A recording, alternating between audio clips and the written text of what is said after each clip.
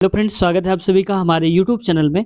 तो फ्रेंड्स, आज हम यहाँ पर देखने वाले हैं आप सबके लिए जो शिक्षक बनना चाहते हैं, शिक्षिका बनना चाहती हैं, उनके लिए उत्तर प्रदेश में जो वैकेंसी है सुपर टेट की, वो आने के आसार अब दिख रहे हैं। ऐसा क्यों कह रहे हैं, हम आगे पूरी जानकारी आज हम देखने वाले हैं।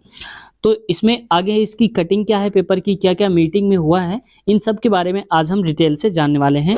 तो फ्रेंड्स, अगर आप चाहे बीएड वाले हों या फिर डीएलएड वाले हों, दोनों की आज हम बात करने वाले हैं। तो चैनल में अगर आप नए हैं तो चैनल को सब्सक्राइब कर लें और वीडियो में अंत तक ज़रूर बने रहें ताकि आप पूरी इन्फॉर्मेशन को सही तरीके से समझ सकें।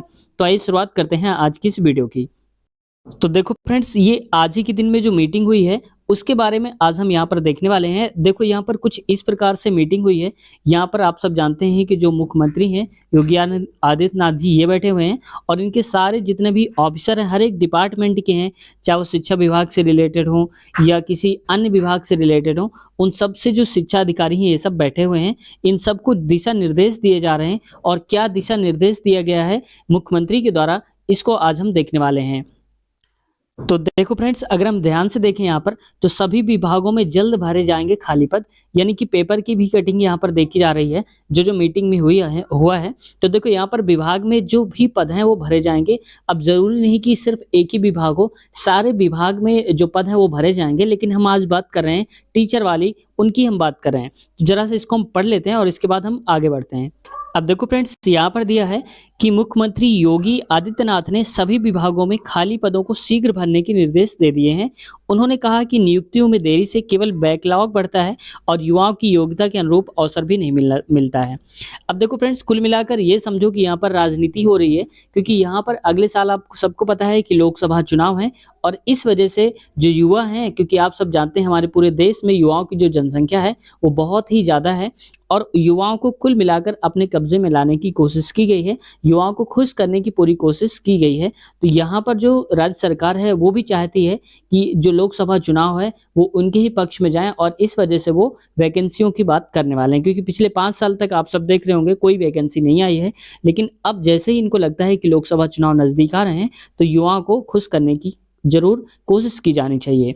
तो यही बोला जा रहा है, कह रहे हैं कि देरी से बैकलॉग बढ़ता है। हालाँकि इसके पहले बहुत सारी वैकेंसी लंबित पड़ी रही तब इनको याद नहीं आया है, अब याद आ रहा है। और क्या है, अवसर भी नहीं मिल पाता है, इसलिए यह आवश्यक है कि प्रत्येक विभाग अपने यहाँ नियुक्ति की प्रक्रिया को समय से आगे बढ़ाए और रिक्तियों के संबंध में जिलों से प्राप्त हो रही जानकारी की समीक्षा भी करे। यानी कि कितने वहाँ पर वैकेंसीज़ हैं, कितने पोस्ट खाली हैं, इन सब की समीक्षा होनी चाहिए और जल्द से जल्द जो इसका डाटा है वो वहाँ पर इनको दिया जाना चाहिए।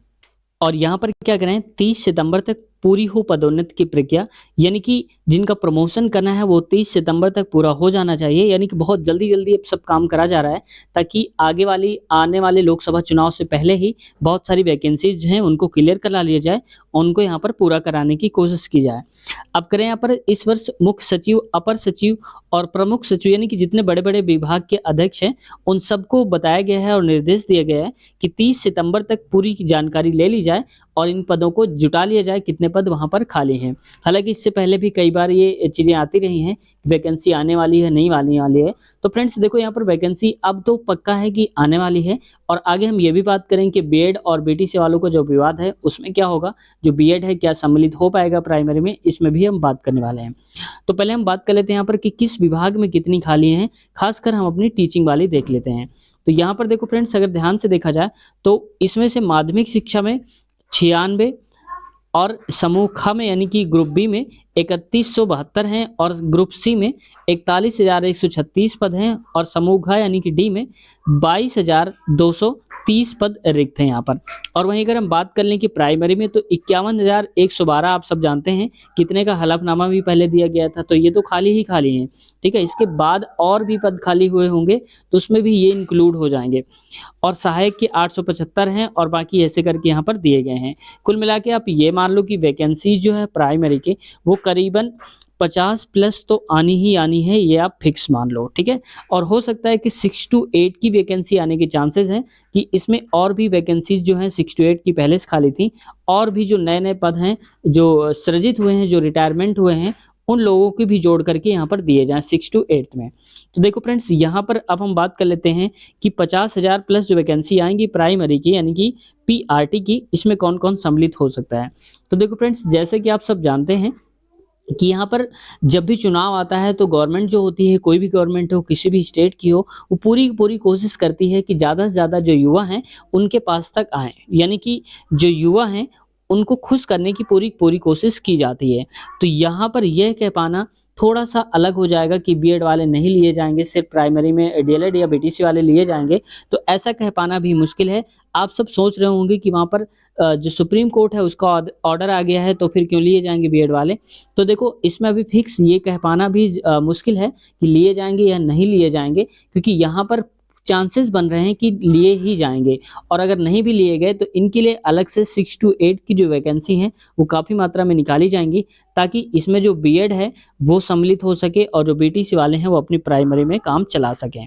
तो ऐसा यहाँ पर देखने को मिलेगा, लेकिन आप ये मान लीजिए चाहे आप बीएड धारक हो या बीटीसी धारक हो, आप दोनों के लिए खुशखबरी यही है कि आपको चांस ज़रूर मिलेगा इस बार, चाहे प्राइमरी में, जूनियर में मिलेगा।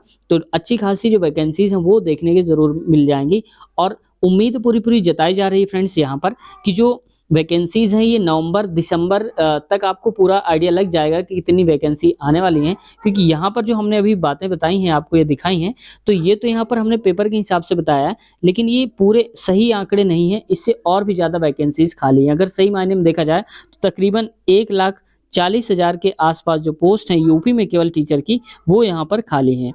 ठीक है? तो अब देखते हैं कि गवर्नमेंट क्या करती है, कितने पद भरती है या नहीं भरती है, क्योंकि पूरे पद तो नहीं भरना चाहती कोई भी गवर्नमेंट हो। तो वैसे ही यहाँ पर आप सोच लो कि वैकेंसीज़ के चांसेस जो हैं आपको ज़रूर मिलने वाले हैं, चाहे आप बीएड हों या फिर बीटीसी वाले हों, ठीक है? तो आपको क्या कर देना है, अब आपको थोड़ा-सा देख लेना है आगे आने वाले समय में कि क्या होता है, कितना टाइम लगेगा। अब कुछ लोगों का यहाँ पर क्वेश्चन होगा कि क्या सर जो एसटेट है यानी कि सुपर टेट है, वो यूपी टेट के पहले आएगा?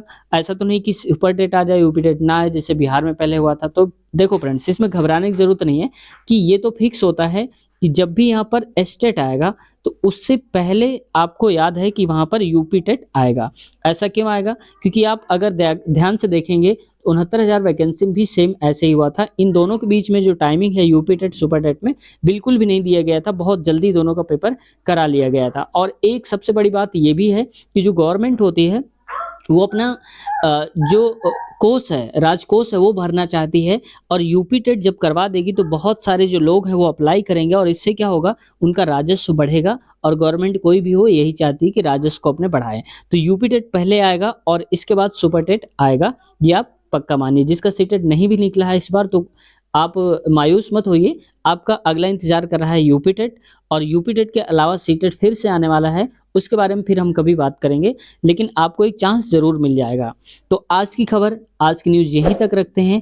अगर आपको वीडियो पसंद आई है तो चैनल को सब्सक्राइब ज़रूर कर लें, और हाँ, अगर कोई कमेंट है, कोई क्वेरी है आपकी, कोई समस्या है या कुछ आप पूछना चाहते हैं, तो कमेंट सेक्शन में ज़रूर कमेंट करिए। हम आपका रिप्लाई देने की पूरी कोशिश करते हैं। तो उम्मीद है चैनल को सब्सक्राइब कर लिया होगा। अपना ख्याल रखिए, मिलते हैं नेक्स्ट वीडियो में। Take care, bye bye.